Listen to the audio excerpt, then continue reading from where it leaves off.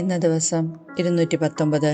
ഇന്ന് വായിക്കുന്ന വചനഭാഗങ്ങൾ ഏശയ്യ 59-60 അധ്യായം, എസെക്കിയേൽ അധ്യായം 19, സുഭാഷിതങ്ങൾ അധ്യായം 13, 9 മുതൽ 12 വരെ വാക്യങ്ങൾ.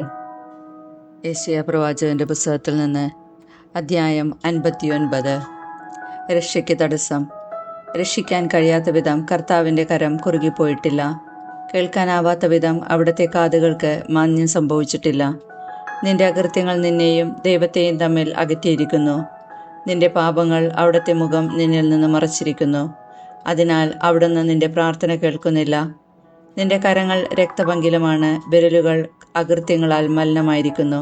നിന്റെ അധരം വ്യാജം പറയുന്നു, നാവ് ദുഷ്ടത പിറുപിറുക്കുന്നു. ആരും നീതിയോടെ വ്യവഹാരം നടത്തുന്നില്ല. സത്യസന്ധതയോടെ ആരും ന്യായാസനത്തെ സമീപിക്കുന്നില്ല. അവർ പൊള്ളയായ വാദങ്ങളിൽ ആശ്രയിക്കുകയും നുണ പറയുകയും ചെയ്യുന്നു. അവർ തിന്മയെ ഗർഭം ധരിച്ച് അനീതിയെ പ്രസവിക്കുന്നു. അവർ അണലിമുട്ടയിന്മേൽ അടിയിരിക്കുകയും ചിലന്തി വല നെയ്യുകയും ചെയ്യുന്നു. അവയുടെ മുട്ട തിന്നുന്നവർ മരിക്കും. മുട്ട പൊട്ടിച്ചാൽ അണലി പുറത്തു വരും. അവർ നെയ്ത്ത് വസ്ത്രത്തിന് കൊള്ളുകയില്ല. അവരുണ്ടാക്കിയത് മനുഷ്യർക്ക് പുതയ്ക്കാനാവില്ല. അവർ പ്രവർത്തിക്കുന്നത് അകൃത്യമാണ്. അവരുടെ കരങ്ങൾ അക്രമം പ്രവർത്തിക്കുന്നു. അവരുടെ പാദങ്ങൾ തിന്മയിലേക്ക് കുതിക്കുന്നു. നിരപരാധരുടെ രക്തം ചൊരിയുന്നതിന് അവർ വെമ്പൽ കൊള്ളുന്നു. അവർ അകൃത്യം നനയ്ക്കുന്നു. ശൂന്യതയും നാശവുമാണ് അവരുടെ പെരുവഴികളിൽ. സമാധാനത്തിൻ്റെ മാർഗം അവർക്ക് അജ്ഞാതമാണ്. അവരുടെ വഴികളിൽ നീതി അശേഷമില്ല. അവർ തങ്ങളുടെ മാർഗങ്ങൾ വക്രമാക്കി. അതിൽ ചരിക്കുന്നവർക്ക് സമാധാനം ലഭിക്കുകയില്ല. നീതി ഞങ്ങളിൽ നിന്ന് വിദൂരത്താണ്. ന്യായം ഞങ്ങൾക്ക് ലഭിക്കുന്നില്ല. ഞങ്ങൾ പ്രകാശം തേടുന്നു, എന്നാൽ എങ്ങും അന്ധകാരം. ദീപ്തി അന്വേഷിക്കുന്നു, എന്നാൽ ഞങ്ങളുടെ മാർഗം നിഴൽ മൂടിയിരിക്കുന്നു. അന്ധരെ പോലെ ഞങ്ങൾ ചുമരു തപ്പി നടക്കുന്നു. കണ്ണില്ലാത്തവരെ പോലെ ഞങ്ങൾ തപ്പിത്തടയുന്നു. അരണ്ട വെളിച്ചത്തിലെന്ന പോലെ മധ്യാഹ്നത്തിൽ ഞങ്ങൾക്ക് കാലിടറുന്നു. ഊർജ്ജസ്വലരുടെ ഇടയിൽ ഞങ്ങൾ മൃതപ്രായരാണ്. ഞങ്ങൾ കരടികളെ പോലെ മുരളുകയും പ്രാവുകളെ പോലെ കുറുകിക്കൊണ്ടിരിക്കുകയും ചെയ്യുന്നു. ഞങ്ങൾ നീതിക്ക് വേണ്ടി കാത്തിരിക്കുന്നു, എന്നാൽ ലഭിക്കുന്നില്ല. രക്ഷ പ്രതീക്ഷിച്ചിരിക്കുന്നു, അത് വിദൂരത്താണ്. ഞങ്ങളുടെ അതിക്രമങ്ങൾ അങ്ങയുടെ മുൻപിൽ വർദ്ധിച്ചിരിക്കുന്നു. ഞങ്ങളുടെ പാപങ്ങൾ ഞങ്ങൾക്കെതിരെ സാക്ഷ്യം നൽകുന്നു. ഞങ്ങളുടെ അതിക്രമങ്ങൾ ഞങ്ങളോടൊപ്പമുണ്ട്. ഞങ്ങളുടെ അകൃത്യങ്ങൾ ഞങ്ങൾ അറിയുന്നു. ഞങ്ങൾ തിന്മ പ്രവർത്തിക്കുന്നു, കർത്താവിനെ നിഷേധിക്കുന്നു, ദൈവത്തിൽ നിന്ന് പിന്തിരിയുന്നു. മർദ്ദനവും കലഹവും പ്രസംഗിക്കുകയും വഞ്ചന നിരൂപിക്കുകയും പറയുകയും ചെയ്യുന്നു. നീതി പുറന്തള്ളപ്പെട്ടിരിക്കുന്നു, ന്യായം വിദൂരത്ത് നിൽക്കുന്നു. സത്യം പൊതുസ്ഥലങ്ങളിൽ വീണടിയുന്നു. സത്യസന്ധതയ്ക്ക് അവിടെ പ്രവേശനമില്ല. സത്യമില്ലാതായിരിക്കുന്നു. തിന്മയെ വിട്ടകലുന്നവൻ വേട്ടയാടപ്പെടുന്നു. അവിടെ നീതിയില്ലെന്ന് കർത്താവ് കണ്ടു. അത് അവിടുത്തെ അസന്തുഷ്ടനാക്കി. അവിടെ ആരുമില്ലെന്ന് അവിടുന്ന് കണ്ടു. ഇടപെടാൻ ആരുമില്ലാത്തതിനാൽ അവിടുന്ന് ആശ്ചര്യപ്പെട്ടു. സ്വന്തം കരം തന്നെ അവിടത്തേക്ക് വിജയം നൽകി. സ്വന്തം നീതിയിൽ അവിടുന്ന് ആശ്രയിച്ചു. അവിടുന്ന് നീതിയെ ഉരസ്ത്രാണമാക്കി. രക്ഷയുടെ പടത്തൊപ്പി ശിരസിൽ വെച്ചു. അവിടുന്ന് പ്രതികാരത്തിൻ്റെ വസ്ത്രം ധരിച്ചു. ക്രോധമാകുന്ന മേലങ്കി അണിഞ്ഞു. പ്രവൃത്തികൾക്കനുസൃതമായി കർത്താവ് അവർക്ക് പ്രതിഫലം നൽകും. എതിരാളികൾക്ക് ക്രോധവും ശത്രുക്കൾക്ക് പ്രതികാരവും ലഭിക്കും. തീരദേശങ്ങളോട് അവിടുന്ന് പ്രതികാരം ചെയ്യും. പടിഞ്ഞാറുള്ളവർ കർത്താവിൻ്റെ നാമത്തെയും കിഴക്കു നിന്നുള്ളവർ അവിടുത്തെ മഹത്വത്തെയും ഭയപ്പെടും. കർത്താവിൻ്റെ കാറ്റിൽ തള്ളിയലച്ചു വരുന്ന പ്രവാഹം പോലെ അവിടുന്ന് വരും. കർത്താവ് അരുളി ചെയ്യുന്നു, സിയോനിലേക്ക്, തിന്മകളിൽ നിന്ന് പിന്തിരിഞ്ഞ യാക്കോബിൻ്റെ സന്തതികളുടെ അടുക്കലേക്ക് കർത്താവ് രക്ഷകനായി വരും. കർത്താവ് അരുളി ചെയ്യുന്നു, ഞാൻ അവരുമായി ചെയ്യുന്ന ഉടമ്പടി ഇതാണ്. നിന്റെ മേലുള്ള എൻ്റെ ആത്മാവും നിന്റെ അധരങ്ങളിൽ ഞാൻ നിക്ഷേപിച്ച വചനങ്ങളും നിന്റെയോ നിന്റെ സന്താനങ്ങളുടെയോ അവരുടെ സന്താനങ്ങളുടെയോ അധരങ്ങളിൽ നിന്ന് ഇനിയൊരിക്കലും അകന്നു പോവുകയില്ല. കർത്താവാണ് ഇതരുളി ചെയ്യുന്നത്. ഏശയ്യാ പ്രവാചകന്റെ പുസ്തകത്തിൽ നിന്ന് അധ്യായം 60. ജെറുസലേമിൻ്റെ ഭാവി മഹത്വം. ഉണർന്ന് പ്രശോഭിക്കുക, നിന്റെ പ്രകാശം വന്നു ചേർന്നിരിക്കുന്നു. കർത്താവിൻ്റെ മഹത്വം നിന്റെ മേൽ ഉദിച്ചിരിക്കുന്നു. അന്ധകാരം ഭൂമിയെയും കൂരിരുട്ട് ജനതകളെയും മൂടും.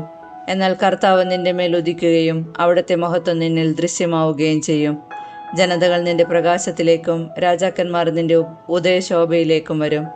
കണ്ണുകൾ ഉയർത്തി ചുറ്റും നോക്കി കാണുക, അവർ ഒരുമിച്ചുകൂടി നിന്റെ അടുത്തേക്ക് വരുന്നു. നിന്റെ പുത്രന്മാർ ദൂരെ നിന്ന് വരും, പുത്രിമാർ കരങ്ങളിൽ സംവഹിക്കപ്പെടും. ഇതെല്ലാം ദർശിച്ച് നീ തേജസ്വിനിയാകും. സമുദ്രത്തിലെ സമ്പത്ത് നിന്റെ അടുക്കൽ കൊണ്ടുവരികയും ജനതകളുടെ ധനം നിനക്ക് ലഭിക്കുകയും ചെയ്യുമ്പോൾ നിന്റെ ഹൃദയം ആനന്ദപുളകിതമാകും. ഒട്ടകങ്ങളുടെ ഒരു പറ്റം മിദിയാനിലെയും ഏഫായിലെയും ഒട്ടകക്കൂറ്റന്മാരുടെ കൂട്ടം നിന്നെ മറയ്ക്കും. ഷേബായിൽ നിന്നുള്ളവർ വരും.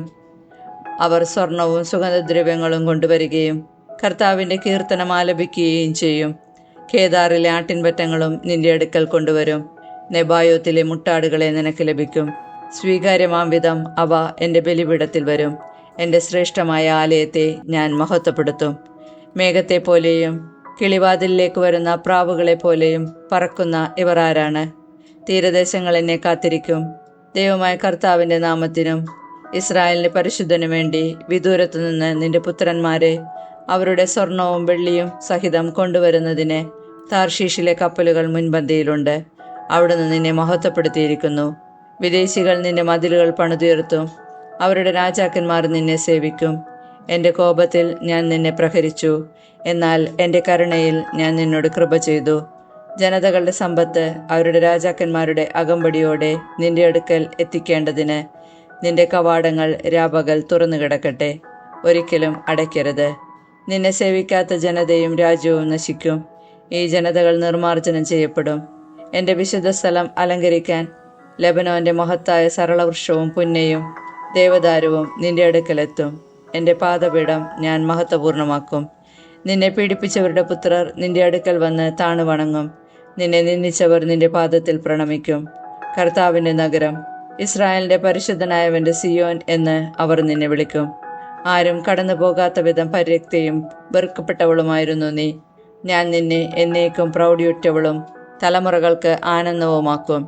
നീ ജനതകളുടെ പാല് കുടിക്കും, രാജാക്കന്മാരുടെ ഐശ്വര്യം നുകരും.